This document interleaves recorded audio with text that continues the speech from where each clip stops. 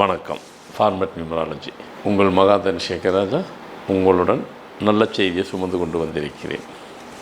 இன்றைய தினம் date fat. டேட்டும் ஒன்றா மீன், ஃபேட்டும் ஒன்றா மீன். ஃபேட் என்பது தேதி, மாதம், வருஷம் மூணுத்தையும் கூட்டு வர்றது ஃபேட்டுங்கிறது நீங்கள் இன்றைய காலகட்டத்தில் அனைவரும் அறிந்த ஒன்று தான். இந்த ஒன்று அப்படின்னு எண்ணும்போது அவங்களுக்கு கேரக்டர்ஸ் வைஸு எதுலேயும் விட்டு கொடுக்க போகிறதில்லை. நம்பர் ஒன்றை விட மாட்டார்கள், ஒன்றில் இருப்பார்கள், விட்டாலும் திரும்பி வந்து ஒன்றை எடுத்துப்பார்கள். அது கேரக்டர் வைஸ் இருக்கட்டும். தொழில் ரீதியாகவும் சரி, படிக்கும் போது இளமை காலத்திலும் சரி, தொழில் ரீதியிலும் சரி, அவர்கள் எந்த துறையை சார்ந்திருந்தாலும் அவர் வந்துவாங்க. அதே நேரத்தில் அவர்கள் எல்லாத்துலேயும் அவங்களுக்கு அட்வான்டேஜ் இருக்கும். ஒரு விஷயத்தில் மட்டும் அவர்களுக்கு குறைபாடாக இருக்கும். அந்த குறைபாடு என்னென்னாக்கா விஷன் தான். ஆமாம், அந்த விஷன் மட்டும் அவங்களுக்கு அதுதான் குறைபாடாக இருக்கிறதுக்கு வாய்ப்பு உள்ளன. டேட்டும் ஒன்று, ஃபேட்டும் ஒன்று. அப்போ ரொம்ப கேர்ஃபுல்லாக இருக்கணும். ஏன்னா ஒன்றாம் நம்பர் நம்ம சொல்லுவோம், புத்தகத்தில் எழுதியிருப்போம், அவர்கள் கண்ணாடி மாட்டி இருப்பார்கள். அதில் ஒருவர் வந்து ரொம்ப ஒரு அதாவது என்ன சொல்கிறதுன்னு தெரில. ஐயா நீங்கள் ஒன்றாம் நம்பர்னால் கண்ணாடி போடுவாங்க அப்படின்னு உங்கள் புத்தகத்தில் படித்தேன். நீங்கள் கண்ணாடி போட்டிருக்க சொல்லி நான் கண்ணாடியே போடலை அப்படின்னாரு. அப்போ நீங்கள் எழுதியிருக்கிறீங்களே அது எப்படி அப்படின்னாரு. அப்போ நான் சொன்னேன், கண்டிப்பாக ஏன் நீங்கள் 1ஆம் தேதியா? ஆமாம்.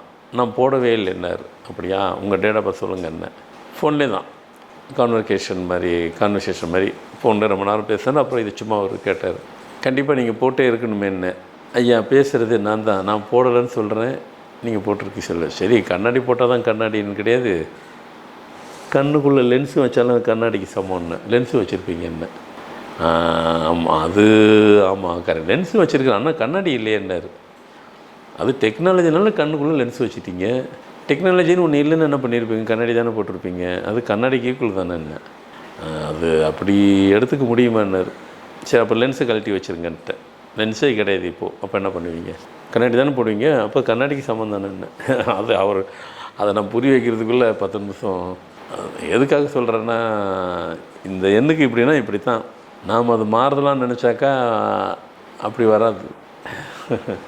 ஆமாம், சில பேரெல்லாம் வந்துட்டு, ஐயா உங்ககிட்ட நியூமராலஜி பார்த்தேன், அவங்க ஆட்டோ கூட ஓட்டலாம், ஒன்றும் தவறு கிடையாது. நம்மக்கிட்ட வராங்க, ஆட்டோ ஓட்டினாங்க வாடகைக்கு, ஒரு 6 மாதம் கழிச்சு திருப்பி, இல்லைண்ணா இதெல்லாம் சும்மா ஒரு ஜோவியில் தான் சொல்கிறேன். நீங்கள் அதாவது இந்த வித்தியாசத்தை நீங்களும் புரிஞ்சுக்கணுன்றதுக்காக இந்த விஷயத்தை சொல்கிறேன்.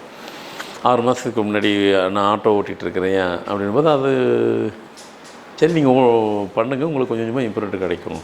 ஆனால் ஆனஸ்ட்டாக இருப்பேன். ஆனால் ஆட்டோவில் ஒரு வித்தியாசமான நபர், அவர் வித்தியாசமான நபர்னாக்கா வரவங்ககிட்ட அப்படியே மிங்கிள் ஆகிடுவார். திருப்பி அவங்க நம்பர் வாங்கி தொடர்பு கொண்டு அவங்ககிட்டலாம் காண்டாக்ட் பண்ணுவார். அதுமாரி அவர் பார்த்தா ஆயிரக்கணக்கான நம்பர் காண்டாக்ட் நம்பர் வச்சுருக்கிறார். தவறான விஷயம் இல்லை, நல்ல விஷயம், அதெல்லாம் எல்லோரும் செய்யலாம். அப்போ என்ன பண்ணால் 6 மாதம் கழிச்சிட்டு, ஐயா நான் இப்பவும் ஆட்டோ தானே ஓட்டுறேன். அவர் ஜோவியில் தான் கேட்குறாரு, சீரியஸாக கேட்கல. அப்பயும் ஆட்டோ ஓட்டுறேன், இப்போயும் ஆட்டோ ஓட்டுறேன். நீங்கள் நல்ல 3 மாதம் 6 மாதத்தில் வந்து பெரிய லெவலில் வந்துடுவீங்கன்னு சொன்னீங்க. 6 மாதத்துக்குள்ளே நல்லா வேலை செய்ய சொன்னீங்களே, அதே ஆட்டோ தானே ஓட்டுறேன்னாரு. நான் சொன்னேன், பெரிய லெவலில் வந்துடுவீங்க, நல்ல மாற்றம் இருக்கும், நல்லா சேஞ்சு கொடுத்துரும், லைஃப் நல்லாயிருக்கும்னு சொன்னேன். அதுக்காக நீங்கள் வந்துட்டு ஆட்டோவில் வந்து ஃப்ளைட்டு ஓட்டுறது, ட்ரெயின் ஓட்டுறது, ஃப்ளைட்டை ஓட்ட முடியும், அதே ஆட்டோ தானே ஓட்ட முடியும். அதை தான் நானும் சொல்கிறேன், அதே ஆட்டோ தான் ஓட்டுறேன், பெரிய இம்ப்ரூவ்மெண்ட்லாம் அப்படிலாம் இல்லையேன்னாரு. நான் சொன்னேன், கண்டிப்பாக இருந்தே ஆகும், இல்லை அப்படின்னு சொன்னால் நான் ஒத்துக்க மாட்டேன் அப்படின்னு. அப்போ நான் ஆட்டோ தவிர வேறு ஒன்றும் ஓட்டலைன்னாரு. நான் சொன்னேன், என்கிட்ட விரும்பும்போது நீங்கள் ஆட்டோ வாடகை தானே ஓட்டினீங்க, உங்கள் நண்பர் ஆட்டோ, அது அவர் நான் ஃப்ரெண்டு, அது அவருடைய ஆட்டோ தான் அவர் ஓட்டுறாரு. இப்போது அதே ஆட்டோவை நீங்கள் விலை கொடுத்து வாங்கிட்டீங்க, ஓனர் ஆகிட்டீங்க. ஆமாம், இந்த ரகசியம் உங்களுக்கு எப்படி தெரியும்? நான் சொல்லாத ரகசியமாச்சேன்னார். ஆனால் இது உண்மை தான். இப்போ நீங்கள் அந்த ஆட்டோக்கும் ஓனர் ஆகிட்டீங்க, அது உண்மை தானேன்னார். அது அவருக்கு பிரமிப்பு. அவருக்கு என்ன பிரமிப்புன்னா, இந்த ரகசியம் நான் சொல்லவே இல்லை, நீங்கள் எப்படி இதில் என்ன கண்டுபிடிக்கிறது? வரவங்களுக்கும் அவங்களுக்கு என்ன பிரச்சனை அது சொல்கிறது தானே என் வேலை அப்படின்னு. அப்போ நீங்கள் ஃபஸ்ட்டு வரும்போது டிரைவர், இப்போது ஓனர். டிரைவருக்கும் ஓனர், அது நீங்கள் டிரைவர் கூட சொல்லணும்னு பரவாயில்ல, ஓனர் கூட சொல்லலாம். ஏன்னா வெளிநாட்டிலாம் பார்த்தீங்கன்னாக்கா அங்கே ஆட்டோலாம் கிடையாது. வெளிநாட்டில் காரு தான், டாக்ஸி, அவங்களும் செல்ஃப் ஓனர் தான். அங்கே டிரைவருக்கெல்லாம் வாடகை வைக்க மாட்டாங்க. அவங்களும் பெரிய கோடீஸ்வரன்வாங்க அவங்க. ஆமாம், அவங்களுக்கெல்லாம் வந்துட்டு அவங்க நினச்சா தான் நான் உங்கள் கூட உன்னை ட்ராவல் பண்ண அலோவ் பண்ணுவேன். உன்னை எனக்கு பிடிக்கலன்னாக்கா ட்ராவல் பண்ண மாட்டேன்னுவாங்க, வரமாட்டேன்ருவாங்க. கூப்பிட்டா வருவாங்க, பார்த்துட்டு அவங்களுக்கு பிடிக்கல, எனக்கு பிடிக்கலன்ட்டு போயிடுவாங்க. விசிறுன்றதெல்லாம் கிடையாது அங்கெல்லாம். ஏன்னா நான் வெளிநாடு சுற்றி வைக்கிறேன்ல சொல்கிறேன்.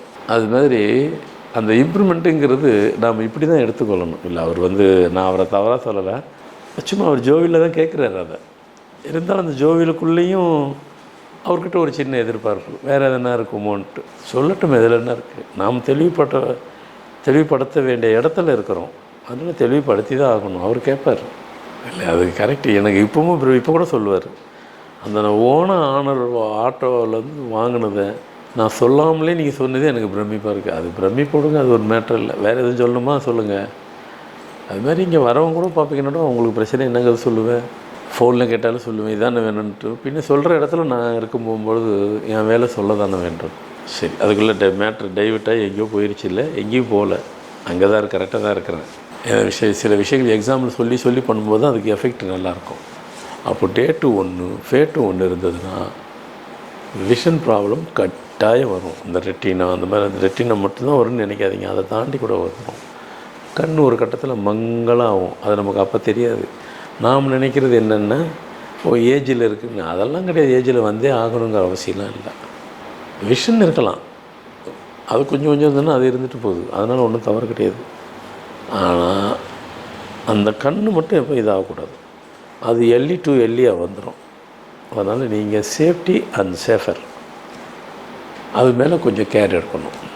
எடுத்திங்கனாக்கா அதில் நீங்கள் தப்பிக்கலாம், அதிலேருந்து பைபாஸ் பண்ணிக்கலாம். அதாவது டேட்டு ஒன்று ஃபேட்டு ஒன்று இருங்களுக்கு விஷன் ப்ராப்ளம் கண்டிப்பாக வெகு விரைவில், அதாவது எல்லி டு எல்லி ரொம்ப சீக்கிரம் கூட வந்துடும். அது இந்த காலகட்டம் தான் அப்படின்னு கூட கிடையாது. ஸோ இந்த தகவலும் ரொம்ப உங்களுக்கு பயனுள்ளதாக இருந்தே தான் ஆகணும். அதனால் அதை பைபாஸ் பண்ணுறதுக்கு ஒரு வழிமுறையை. அப்போ இது இன்னொரு கேள்வி இருக்குது, எல்லாம் சொல்லிட்டீங்க ஐயா, ஃபார்மல் நியூமராலஜி நாங்கள் பயன்படுத்தினா அதிலேருந்து வெளியேறலாமா, தப்பிச்சிக்கலாமா, பைபாஸ் பண்ணிக்கலாமா விஷன் ப்ராப்ளத்திலேருந்து? ஆமாம், கண்டிப்பாக முடியும். ஆனால் அப் டு லைஃப் வரைக்கும் பேரை எழுதிக்கிட்டே இருக்கணும். ஆமாம், அதில் ஒன்றும் டவுட்டு கிடையாது. ஆமாம், உங்களுக்கு இது நடந்தே ஆகணுன்றது எங்களுடைய தாக்கம். நீங்கள் அதை பயன்படுத்தலைன்னா அந்த எண்ணெய் உங்களை திருப்பி தாக்கும், அது தாக்கும், இது தாக்கும். அப்போ டெய்லி எழுதிட்டே இருந்தீங்கன்னாக்கா ஸோ விஷன் ப்ராப்ளத்தை பைபாஸ் பண்ணிக்கலாம். சரி, எனக்கு மொத்தத்தில் இன்றைக்கி சுவாரஸ்யமாக இருக்குன்றதுக்காக பல விஷயங்கள்லாம் கருத்துக்களை உள்ள சொல்லப்பட்டோன்னா நிச்சயமாக இனி கொடுக்கப்பட்டுள்ள விஷயங்கள் தங்கள் அனைவருக்கும் பயனுள்ளதாக இருக்குன்னு நம்புகிறேன். மீண்டும் புது தகவலுடன் புது நிகழ்ச்சியில் உங்களை சந்திக்க வருகிறேன். நன்றி, வணக்கம்.